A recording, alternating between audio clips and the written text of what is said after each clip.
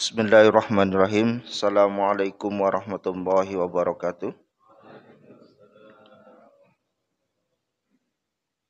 Innal hamdalillah nahmaduhu wa nasta'inuhu wa nastaghfiruh wa na'udzu billahi min shururi anfusina wa man sayyiati a'malina. May yahdihillahu fala mudilla lahu wa may yudlil fala hadiyalah. Asyhadu an la ilaha illallah wahdahu la syarikalah wa asyhadu anna Muhammadan abduhu wa rasuluh. Allahumma salli ala Muhammad wa ala ali Muhammad wa ashabihi wa man tabi'ahum bi ikhlasin ila yaumiddin, amma ba'd.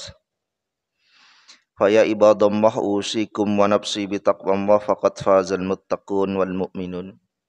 Wa qala Allah ta'ala fil kitabil aziz, a'udzu billahi minasyaitonir rajim. Qul innama ana basyarum mislukum yuha ilayya annama ilahukum ilahu wahid fastaqimu ilaihi wastaghfiruh wa wailul lil musyrikin. Shadaqallahul adzim. Alhamdulillah, kita bersyukur kepada Allah sehingga pada pagi hari ini di tengah ngantuknya kita karena kita bangun, dan mungkin ada yang tidurnya larut malam karena hendak menghatamkan Al-Quran di bulan yang penuh ampunan ini. Tadi pagi sebetulnya hari ini bukan jadwal saya, karena setelah adzan awal tadi saya melihat WA, ternyata Mas Arfan me-WA saya bahwa beliau sedang sakit dan minta diganti jadwalnya. Semoga beliau segera disembuhkan oleh Allah. Sakit flu berat katanya. Karena besok juga jadwal saya. Repot menjadi jadwal cadangan ini ya. Kalau pemain sepak bola itu kalau cadangan tidak seneng ya. Mungkin sama dengan saya juga ya. Karena kalau disuruh maju kemudian tanpa persiapan itu mikir, sebentar lagi saya mau memberikan tausiah apa. Allah berfirman di surat Al-Fusilat yang tadi saya baca, katakanlah Muhammad. Jadi Allah menyuruh kepada nabinya yang mulia untuk menyampaikan amanah firman-Nya. Aku Nabi Muhammad ini hanyalah seorang manusia seperti kalian, seperti kamu. Yang diwahyukan kepadaku bahwa Tuhan kamu adalah Tuhan yang Esa, Tuhan yang Ahad. Ini adalah dakwah utama para rasul. Ya. Jadi kalau disebut Nabi Isa itu, atau disebut oleh saudara kita yang lain yang non muslim, itu adalah satu dari tiga. Ya. Sesungguhnya dia telah menyelisihi dari konsep dakwah kalimat tauhid yang diperintahkan oleh Allah kepada para nabinya dan rasulnya. Ya.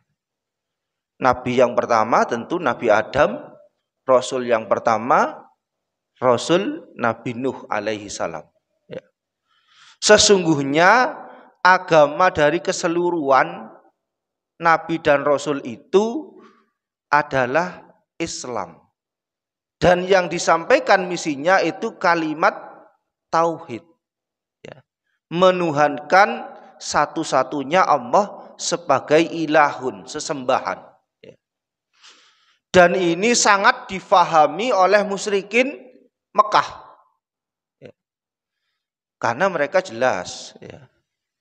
Faham bahasa Quran, faham bahasa Arab. Ya. Jadi kalau mereka kemudian disuruh hanya menuhankan Allah, mereka tidak mau. Bagaimana dengan Tuhan-Tuhan kami? Ya. yang kurang lebih jumlahnya itu ketika Futuh Mekah, Rasulullah merobohkan sekitar 300 lebih berhala yang ada di seputaran Mekah, di Ka'bah. Ya. Jadi ketika ditanya orang musyrik itu, siapa yang menciptakan alam semesta? Mereka mengatakan Allah. Ya. Siapa yang memberi kalian itu rezeki? Allah, kata mereka. Ya. Tapi ketika ditanya, maukah kalian itu menjadikan Allah satu-satunya sesembahan? Oh, enggak. Ya. Jangan. Ya. Kami tetap meyakini bahwa salah satu Tuhan kami, Lata, Uzza, dan lain-lain itu adalah Tuhan kami. Ya. Dalam sejarah mereka itu adalah dulunya orang-orang soleh. Ya. Yang kemudian setelah meninggal untuk kenang-kenangan dibuatlah patung-patung. Masa berlalu berganti menjadi sesembahan. Dan mereka ketika ditanya, mengapa kamu itu menjadikan mereka sebagai tandingannya Allah? Oh, kami ingin bertawasul. Ya.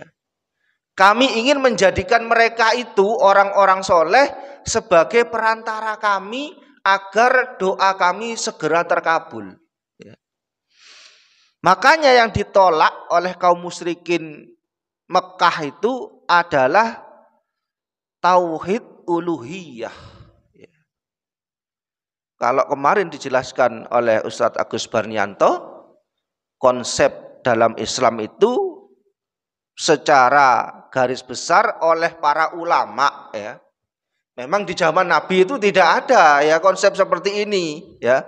Dibagi-bagi itu tauhid rububiyah, tauhid asma wa sifat, dan tauhid uluhiyah, ya. Tetapi ini juga bukan persoalan yang kemudian yang diada-adakan yang kemudian dianggap sesat. Ya. Karena beredar di sosial media, di YouTube itu ada yang menyebut kaum Wahabi itu akidahnya Trinitas katanya. Karena ada tauhid rububiyah, asma wa sifat, dan uluhiyah. Salah itu, ya. Salah. Jadi kalau disebut Wahabi, oh itu pemerintahan Saudi Wahabi, salah. Ya. Muhammad bin Abdul Wahab itu adalah ulama berilmu, ya, yang memberantas kesyirikan ketika di tanah Arab itu banyak yang bertawasul kepada makam-makamnya orang soleh. Kemudian oleh orang yang tidak paham, ketika ada yang mendakwahkan kitab-kitab beliau disebut kaum Wahabi. Fikihnya fikih mazhab Hambali. Maka kalau kita melihat mungkin ada perbedaan di Indonesia ibadahnya dengan di Arab Saudi ketika kita umroh atau haji, karena mereka bermadhab Hambali. Ya. Saya lanjut. Karena itu tetaplah kamu beribadah kepadanya dan mohon ampunan kepadanya. Jadi kita itu disuruh oleh Allah di ayat ini, fastaqimu ilaihi wastaghfiruh. Tetaplah kalian atau istiqomahlah kalian untuk beribadah kepada Allah dan mintalah ampun kepadanya. Ini adalah separuh dari bulan Ramadan pada tahun ini. Dan pastinya kalau kita bertemu lagi tahun depan tidak akan sama Ramadan hari ini dengan Ramadan tahun berikutnya. Oleh karena itu maksimalkanlah semampang kita masih berada di bulan Ramadan. Semasih kita diberi kesehatan oleh Allah. Kalau kemudian mendadak kita ditakdirkan oleh Allah sakit, kemudian kita masuk UGD, tidak bisa sudah ibadah secara sempurna. Ya. Malah ibadahnya kalau di rumah sakit itu bahkan kadang-kadang karena lemahnya tidak bisa berdiri. Ya. Yang biasanya membaca Al-Quran sehari 1 juz, bahkan kadang-kadang sampai tidak bisa karena merasakan menahan rasa sakit, ya. Dan mohon ampunlah kepadanya. Ya. Kita faham mengapa kita disyariatkan oleh Allah itu ibadah sholat 5 waktu dalam sehari. Kenapa kok tidak 3 saja? Ya. Hikmahnya adalah kita agar diingatkan untuk selalu mengingat Allah. Ya. Bahkan disunnahkan setelah kita salam membaca 3 kali istighfar. Minimal itu. Ya. Ketika zikir pagi dan sore, itu bahkan diperintahkan untuk 100 kali, 100 kali. Bahkan Rasulullah SAW yang sudah dijamin jannah dalam sehari juga selalu beristighfar kepada Allah. Karena faham amal-amalnya itu ada yang cacat kadang-kadang. Ya. Kita merasakan ini. Di luar bulan Ramadan ataupun bulan Ramadan kadang-kadang semangat kita itu kendor. Ya. Kalau bahasanya ulama itu futur. Dan itu wajar, karena manusia itu kadang-kadang di sela-sela kehidupannya banyak disibukkan oleh urusan-urusan, entah itu pekerjaan, entah itu keluarga dan lain-lain. Sehingga targetnya paling tidak 1 juz sehari luput. Tapi kemudian kata Allah, dan beristighfarlah, minta ampun. Agar apa? Kata para ulama, agar kembali kepada kebiasaan melaksanakan ketaatan kepada Allah.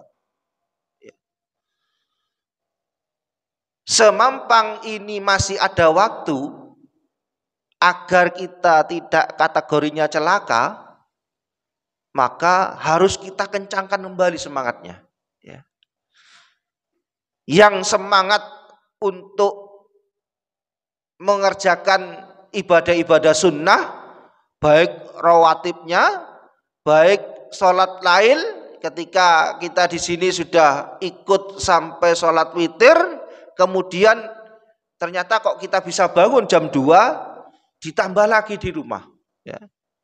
Kemudian kita membaca Al-Quran, kita berzikir kepada Allah minta ampun. Maka perintah ayat ini sesungguhnya kita diperintahkan untuk selalu ingat dan beristighfar kepada Allah. Selain persoalan yang tadi, persoalan tauhid.